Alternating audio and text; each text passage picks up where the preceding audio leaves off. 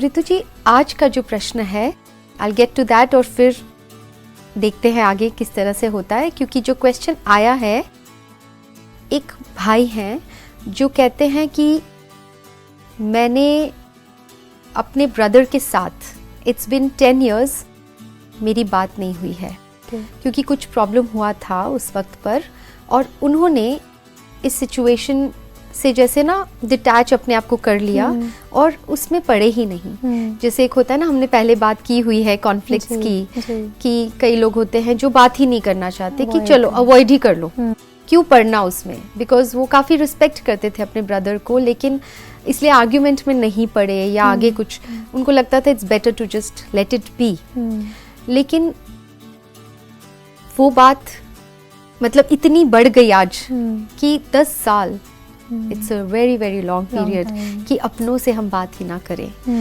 तो ये उसमें फंस गए हैं जैसे कि, और अब उनको लग रहा है, उन्होंने हमारा लास्ट एपिसोड देखा था तो इसलिए ये क्वेश्चन आया कि आपने कहा कि सिचुएशन से उपराम हो जाएं, उस चीज़ को इतना इम्पोर्टेंस ही ना दें एंड जस्ट मूव फॉरवर्ड।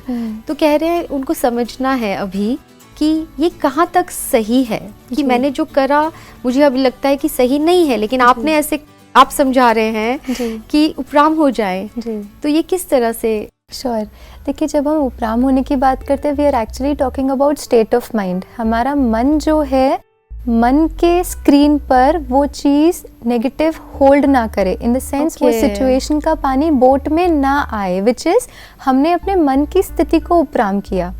मतलब ये किस लेवल पे बात करें, हम अपने बीइंग के लेवल पे बात करें, जहाँ पे the being is so comfortable even in that situation, वही पानी में रहते but the being is very comfortable.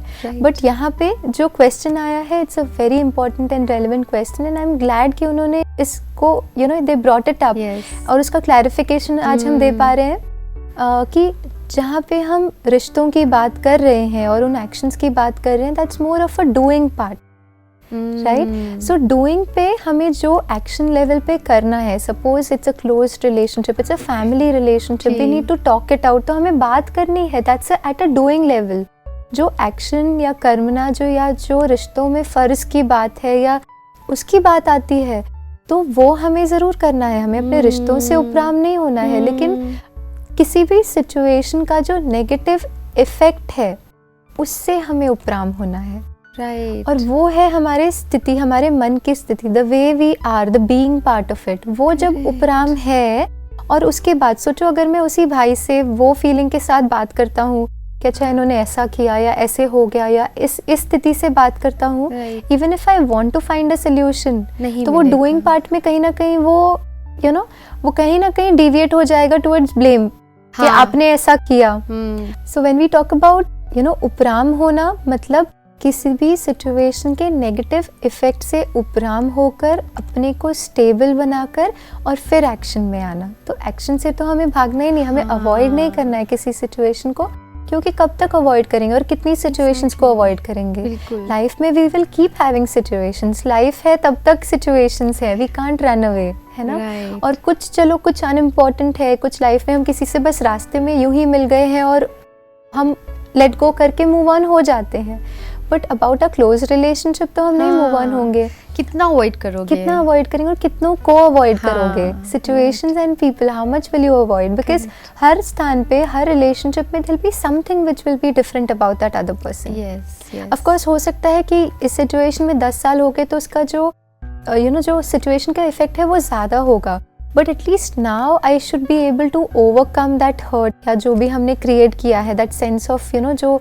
Discomfort हमने क्रिएट किया है, उसे हमें ओवरकम करके अब तो उन बातों को हमें सॉर्ट आउट करना चाहिए, चाहे अपने मन में ही सॉर्ट आउट कर लें, लेट गो कर दें। कई बार ये होता है कि हमें लगता है अच्छा बात करके चीज़ें सॉर्ट आउट करनी ही है, लेकिन अब जब 10 साल हो गए हैं उस बात को, उसको वापस से लेकर गड़े, वो बोलते हैं ना, हाँ जी, मुर्दे उखाड़ने वाली बात है, why do that. So maybe now it's been 10 years, अब जब हम उनसे मिलें या कोई ऐसा ओकेजन ढूंढे जहाँ हम उनसे मिले और एक नए तरीके से एक शुरुआत करें। हमें सिचुएशन से, लोगों से भागना नहीं है, लेकिन उनको जो है हैंडल करने का एक सही तरीका ढूंढना है, जो हमें वो उपराम स्थिति से, जो हमें वो स्टेबल स्टेट ऑफ माइंड से मिलती है।